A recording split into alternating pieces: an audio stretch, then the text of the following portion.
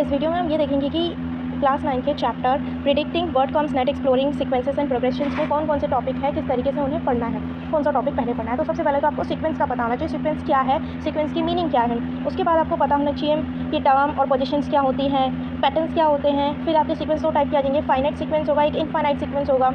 Patterns को identify कैसे करें ये पढ़ेंगे। इसके बाद रूल्स है उन पैटर्न्स की किसी भी टर्म को निकालने के लिए। जैसे सबसे पहला रूल है एक्सप्लिसिट रूल। एक्सप्लिसिट रूल में सिर्फ हमें फर्स्ट टर्म चाहिए होता है और उसका कॉमन डिफरेंस, कॉमन रेशियो या फिर कॉमन रेशियो चाहिए होता है, ठीक है। इसके बाद नेक्स्ट रूल है रिकर्सिव रूल।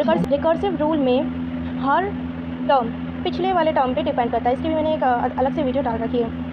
अरिथमेटिक प्रोग्रेशन, सबसे पहला अब इसमें तीन टाइप के आपके प्रोग्रेशन आएंगे। एक आएगा अरिथमेटिक प्रोग्रेशन, ज्योमेट्रिक प्रोग्रेशन और हार्मोनिक प्रोग्रेशन। तीन टर्म्स है आपकी, तीन प्रोग्रेशन है, AP, GP, HP। HP is not in your syllabus, सिर्फ AP और GP ही आपके सिलेबस में है।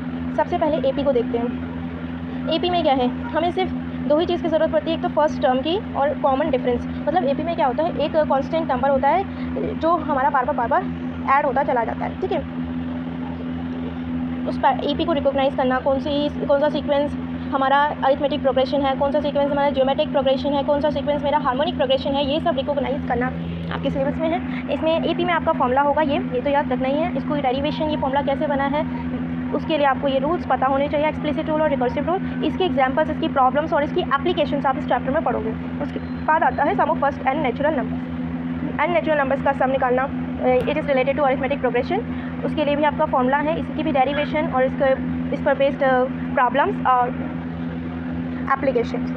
फिर आता है ज्योमेट्रिक प्रोग्रेशन। ज्योमेट्रिक प्रोग्रेशन में कॉमन रेशियो, मतलब अगर पहला टर्म मेरा 2 है तो दूसरा टर्म क्या होगा, 2 × 2 4, तीसरा 4 × 2 8, चौथा 8 × 2 60, 2 टाइम्स बढ़ता चला जा रहा है। और कॉमन रेशियो निकालना हो तो दो कॉन्सिक्यूटिव टर्म्स को लेकर ही हम उसका कॉमन डिफरेंस निकाल सकते हैं या फिर कॉमन रेशियो निकाल सकते हैं। कॉन्सिक्यूटिव जो लगातार आ रहे हो तो 4 / 2 2, या फिर ये दो ले लो 8 / 4 2, 16 / 8 2। तो मुझे फर्स्ट टर्म चाहिए होती है और एक कॉमन रेशियो चाहिए होता है। उसके बाद ये फॉर्मूला है AN टर्म निकालने के लिए।